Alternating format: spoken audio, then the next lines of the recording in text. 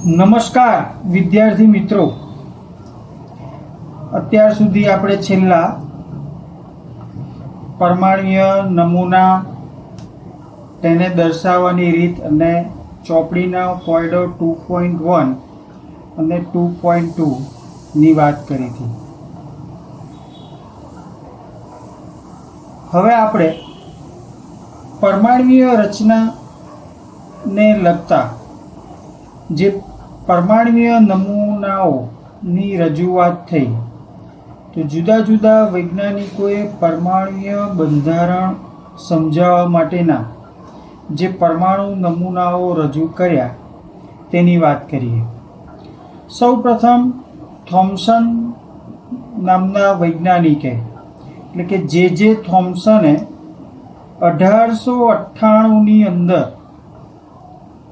રજૂઆત કરી અને પરમાણ્વીય બંધારણને રજૂઆત કરવા માટે તેણે પરમાણ્વીય નમૂનો રજૂ કર્યો, જેને થોમ્સનનો પરમાણ્વીય નમૂનો કહેવામાં આવે છે.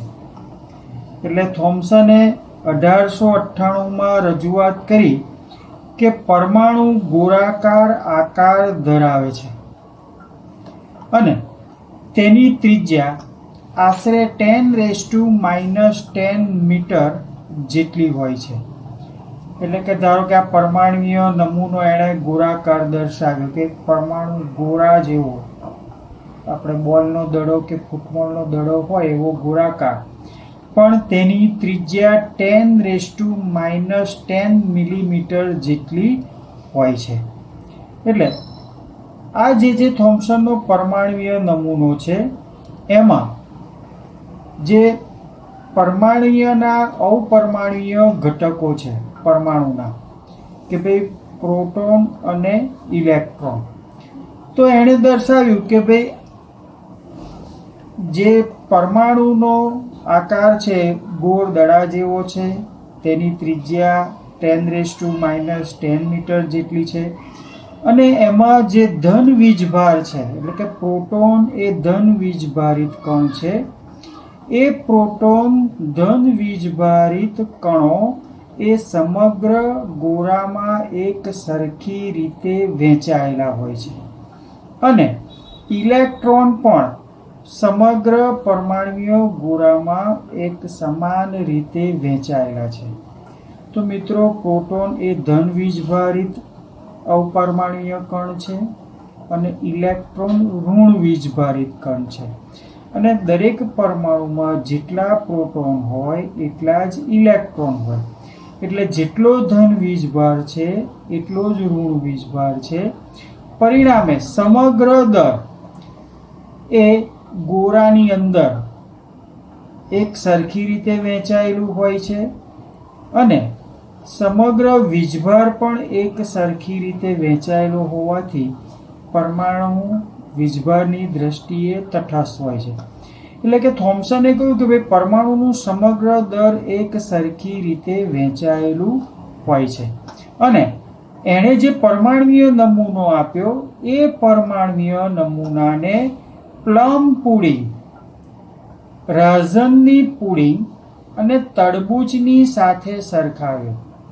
મિત્રો, આપણે બધા જાણીએ છીએ કે ભાઈ તરબૂચ છે, તો તરબૂચ એ ગોળાકાર આકાર ધરાવે છે અને અંદર જે લાલ ભાગ હોય છે, એ લાલ ભાગની અંદર જે એના બિયા હોય છે, એ બિયા જુદા જુદા સ્થાને દરેક તરબૂચની અંદર એક સરખી રીતે વહેંચાયેલા હોય છે. એમ કે ભાઈ આ સમગ્ર તરબૂચ જ માની લઈએ અને આ લાલ ભાગ, પીળા ભાગ છે એ પ્રોટોન અને ધન વીજભાર એક સરખી રીતે તરબૂચમાં આમ વહેંચાયેલો હોય છે. એટલે એણે તરબૂચની સાથે પ્લમ પુડિંગ અને રાઝન પુડિંગની સાથે એણે વર્ણવ્યું. થોમ્સનનો આ જે પરમાણ્વીય નમૂનો છે, એ પરમાણ્વીય નમૂનો એણે જે મોડેલ આપ્યું એના માટે 1906ની અંદર તેને પદાર્થ વિજ્ઞાનનું નોબેલ પારિતોષિક પણ પ્રાપ્ત થયું હતું. પણ આ જે થોમ્સને પરમાણ્વીય નમૂનો આપ્યો એ નમૂનામાં ગોળાકાર આકારમાં ધન વીજભાર એક સરખી રીતે વહેંચાયેલો છે તેમ કહ્યું, અને ઇલેક્ટ્રોન એમાં એવી રીતે ગોઠવાઈ જાય છે કે સૌથી વધુ સ્થાયી સ્થિર વિદ્યુતીય રચના આપે. એટલે કે પ્રોટોનની આસપાસ, દરેક પ્રોટોનની આસપાસ એક સ્થિર વિદ્યુતીય આકર્ષણ રહે એ રીતે ઇલેક્ટ્રોન ગોઠવાઈ જાય કે ભાઈ આ પ્રોટોન છે તો એની આસપાસ ઇલેક્ટ્રોન ગોઠવાઈ જાય. એટલે કે આ પ્રોટોનની આસપાસ એક સમાન વિદ્યુતીય આકર્ષણથી એ આકર્ષાય અને પ્રોટોન અને ઇલેક્ટ્રોનની સંખ્યા સમાન હોય એટલે સમગ્ર પરમાણુમાં વીજભારની દ્રષ્ટિએ તે સ્થિર રહે. એક આકર્ષણ સમાન અસમાન એટલે કે પ્રોટોન ધન વીજભારિત અને ઇલેક્ટ્રોન ઋણ વીજભારિત એટલે પરસ્પર વિરુદ્ધ વીજભારનું આકર્ષણ એક તટસ્થ બને એટલે એક સરખું રહે. એટલે સૌથી વધુ સ્થાયી સ્થિર વિદ્યુતીય રચના આપે છે તેમ કહ્યું. પણ આ જે થોમ્સનનો પરમાણ્વીય નમૂનો છે એ પરમાણ્વીય નમૂનો ત્યાર પછીના જે રુથરફોર્ડના તારણો હતા એને સમજાવી શકતો નહોતો. રુથરફોર્ડે બીજો વૈજ્ઞાનિક હતો કે જેણે પરમાણ્વીય બંધારણ સમજાવવા માટેના પ્રયોગો કર્યા અને એને તારણો આપ્યા અને એણે કહ્યું હતું કે પરમાણુનો મોટો ભાગ ખાલી છે કારણ કે મોટા ભાગના આલ્ફા કણો ધાતુના વરખમાંથી પરાવર્તન પામ્યા સિવાય સીધા જ પસાર થઈ જાય છે. એટલે એણે સોનાના વરખ ઉપર આલ્ફા કણોનો મારો ચલાવી એણે આલ્ફા કણ પ્રકીર્ણન નામનો પ્રયોગ કરેલો અને એના ઉપરથી પરમાણ્વીય બંધારણ સમજાવવા માટેના તારણો આપેલા. તો આ જે થોમ્સન છે એ થોમ્સન આ રુથરફોર્ડના પ્રયોગના જે તારણો હતા એ સમજાવી શકતો નહોતો.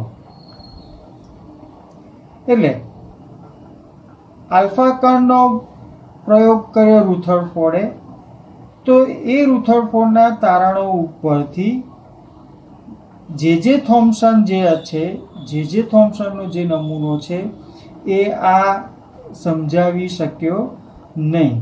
પરિણામે જે થોમ્સનનો પ્રયોગ હતો એમાં એણે એવું કહ્યું કે ભાઈ પરમાણુનું દળ એ સમગ્ર પરમાણ્વીય ગોળામાં એક સરખી રીતે વહેંચાયેલું છે અને વીજભાર પણ એક સમાન રીતે ત્યાં વહેંચાયેલો છે. પણ એ રુથરફોર્ડનો જે તારણ હતો, પ્રયોગ પરથી એણે તારણો કાઢ્યા, એ સમજાવી શક્યો નહીં.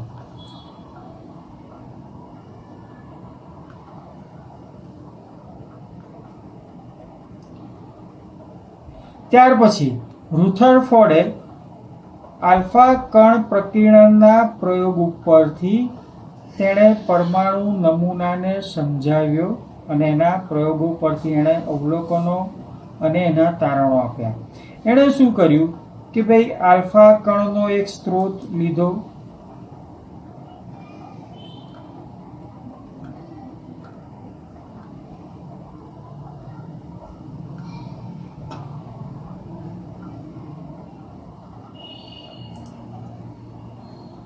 કે ભાઈ આ આલ્ફા કણનો સ્ત્રોત છે, ત્યાંથી આમ આલ્ફા કણ આમ નીકળે અને આ જે સોનાનું વરખ છે એ સોનાના વરખ ઉપર પડે. એટલે આલ્ફા કણને સોનાના પાતળા વરખ પર અથડાવ્યા ત્યારે આ પાતળા વરખમાંથી મોટા ભાગના કિરણો સીધા જ પસાર થઈ ગયા. જ્યારે આલ્ફા કણ એ પડદાને અથડાય છે, અહીંયા આગળ આ એક પડદો મૂકેલો છે જેને પ્રસ્ફુરણ પડદો કહેવામાં આવે છે.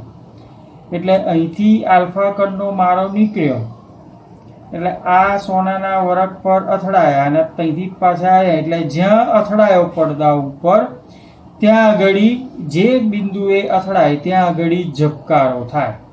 એટલે સીધો જાય તો ત્યાં અહીંયા આગળ સીધો આવ્યો તો અહીં ઝબકારો થાય. જો પરાવર્તન પામે તો અહીં ઝબકારો થાય, પરાવર્તન આ બાજુ પામે તો અહીં ઝબકારો થાય. એટલે જ્યારે આલ્ફા કણ આ પડદાને અથડાય છે ત્યારે તે બિંદુએ ઝબકારો થાય છે અને તેના પર પ્રસ્ફુરણ અસર ઉપજાવે. એટલે અહીં ઝબકારો થાય ને અહીં ધબ્બો પડી જાય. એટલે આલ્ફા કણો આવા એક સરખી રીતે ફેલાયેલા દરમાંથી પસાર થવા માટે પૂરતી ઉર્જા ધરાવતા હોય છે. એટલે કે આ જે વરખ છે એ વરખમાંથી એક સરખી ઉર્જાથી પસાર થાય તેવી ઉર્જા ધરાવતા હોય છે. પણ તેઓની ગતિ જ્યારે આ સોનાના વરખમાંથી પસાર થાય કે ભાઈ અહીંથી નીકળ્યું, આમ નીકળ્યું, અથડાયા પછી થોડી ગતિ એની ધીમી પડે, પણ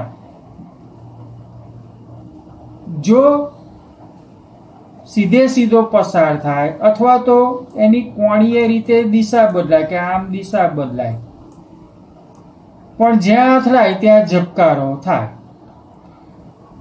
એટલે આ જે પ્રયોગ કર્યો કે ભાઈ આલ્ફા કણ પ્રકીર્ણનનો આ પ્રયોગ કર્યો, એના જે અવલોકનો છે તો શું થયું તો કે મોટા ભાગના આલ્ફા કણો સોનાના વરખમાંથી વિચલન પામ્યા સિવાય પસાર થાય છે. એટલે કે અહીંથી જે આલ્ફા કણ નીકળે છે એ આલ્ફા કણ અહીં સોનાના વરખ પર આવે છે અને આમ સીધા જ પસાર થઈ જાય છે અને જ્યાં અથડાય ત્યાં પેલો ઝબકારો થઈ સફેદ ધબ્બો પડે. એટલે મોટા ભાગના કિરણો સીધા વિચલન પામ્યા વગર પસાર થઈ ગયા. આલ્ફા કણો પૈકીના ખૂબ જ ઓછા કણોનું કોણીય વિચલન થાય છે. એટલે કે અહીંથી આમ નીકળ્યા આવ્યા તો મોટા ભાગના, પણ ખૂબ જ ઓછા આલ્ફા કણોનું વિચલન થાય છે. વિચલન થાય એટલે આમ કોણ બને, આમ જો સીધો જેટલો આમ ગયો એટલું એનું વિચલન થયું કહેવાય. અહીંયા ઘડી આમ ખૂણો બને એટલે એટલું એનું વિચલન થયું કહેવાય. એટલે ખૂબ જ ઓછા કણોનું કોણીય વિચલન થાય છે. ખૂબ જ ઓછા આલ્ફા કણો 20,000 માંથી 1 એ આ જે આલ્ફા કણ સોનાના વરખમાં આમ અથડાયું તહીંથી જ પાછું 180 અંશના ખૂણે વિચલન પામે છે. કેટલા કણોમાં તો કે 20,000 કણોમાંથી એક આલ્ફા કણ સોનાના વરખ પર અથડાઈને 180 અંશના ખૂણે પાછું, એટલે જે દિશામાંથી આવ્યું એ જ દિશામાં પાછું વળે છે 180 અંશના ખૂણે. એટલે ખૂબ જ ઓછા કણો 20,000 માંથી એક આલ્ફા કણ સોનાના વરખને અથડાઈને 180 અંશના ખૂણે પાછું ફરે છે. વરખના મોટા ભાગમાંથી કણો પસાર થઈ જતા હોવાથી હવે એણે તારણ આપ્યું કે ભાઈ એંગળીથી આલ્ફા કણોનો મારો થયો તો સીધા પસાર થઈ ગયા. એટલે એણે તારણ કાઢ્યું કે વરખના મોટા ભાગમાંથી કણો પસાર થઈ જતા હોવાથી પરમાણુનો મોટા ભાગનો વિસ્તાર ખાલી હોવો જોઈએ. અહીંથી આ જે નીકળ્યો સોનાના વરખમાંથી એ નીકળ્યો તો સીધો નીકળ્યો તો એનો મતલબ કે એ ભાગ ખાલી હોવો જોઈએ. એટલે કે પરમાણુનો જે છે તેનો મોટો ભાગ કેવો છે? ખાલી છે. આપણે પોલો પણ કહી શકીએ અથવા તો ખાલી છે તેમ એવું કહ્યું કે ખાલી હોવો જોઈએ. ધન વીજભારિત થોડા આલ્ફા કણોનું વિચલન થાય છે. એટલે અહીંયા આગળ આ આલ્ફા કણ છે તો આલ્ફા કણો ધન વીજભારિત છે. એટલે અહીંયા આગળથી આમ સોનાના વરખમાં નીકળ્યું તો સોનાના વરખનો જે પરમાણુ છે તો પરમાણુનું કેન્દ્ર કે પરમાણુના કેન્દ્રમાં પ્રોટોન છે અને પ્રોટોન કેવો છે? ધન વીજભારિત. એનો મતલબ કે પરમાણુનું કેન્દ્ર ધન વીજભાર ધરાવે છે. હવે જે એની સાથે પેલો અથડાય છે આલ્ફા કણ એ પણ ધન વીજભારિત ધરાવે છે. એટલે સમાન વીજભાર વાળા વચ્ચે શું થાય? આકર્ષણ બળ થાય. એટલે જો એ આલ્ફા કણ સોનાના વરખના કેન્દ્રના પ્રોટોન એટલે કેન્દ્ર સાથે આવ્યું તો અથડાતું હોય તો ત્યાંથી એનું અપાકર્ષણ થઈને એનું વિચલન થાય. જો એ ખાલી ભાગમાંથી ગયું હોય તો આમ સીધે સીધું જ આવી જાય, પણ પેલા કેન્દ્રને અથડાયું તો એનું વિચલન થાય છે અપાકર્ષણને કારણે. એટલે કે ધન વીજભારિત થોડા આલ્ફા કણોનું વિચલન થાય છે જે અપાકર્ષણને કારણે છે, કારણ કે કેન્દ્રમાં પ્રોટોન છે, પ્રોટોન ધન વીજભારિત છે, આલ્ફા કણ પણ ધન વીજભારિત કણ છે, એટલે અપાકર્ષણને કારણે તે વિચલન પામે છે. આમ થોમ્સનના પરમાણુના નમૂનામાં સૂચવ્યા પ્રમાણે ધન વીજભાર સમગ્ર પરમાણુ પર વહેંચાયેલો નથી.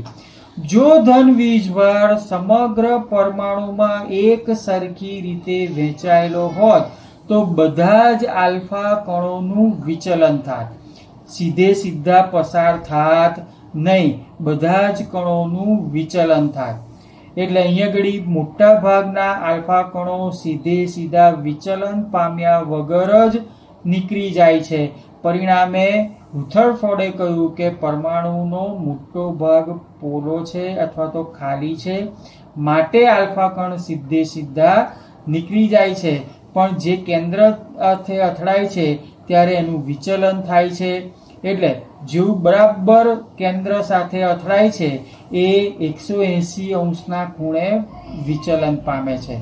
બરાબર, ધારો કે હું અહીંયા ગળીથી આમ કેન્દ્ર આવ્યું, બરાબર, તો બરાબર કેન્દ્રમાંથી આમ જતું હોય તો એનું 180 અંશે વિચલન થાય, પણ કોક આલ્ફા કણ અહીંથી ગયું તો એનું આમ વિચલન થાય. બરાબર, એટલે અહીંથી આમ કેન્દ્રથી આમ ગયું હોય તો એનું વિચલન થાય, પણ બરાબર કેન્દ્રથી આમ આવ્યું હોય તો એનું 180 અંશે વિચલન થાય. પણ આ આપણો પરમાણુ છે, આ ભાગ ખાલી છે, એટલે અહીંથી જો આલ્ફા કણ ગયું હોય તો એ સીધે સીધું આમ નીકળી જાય, અહીંથી જો આમ ગયું હોય તો સીધે સીધું નીકળી જાય.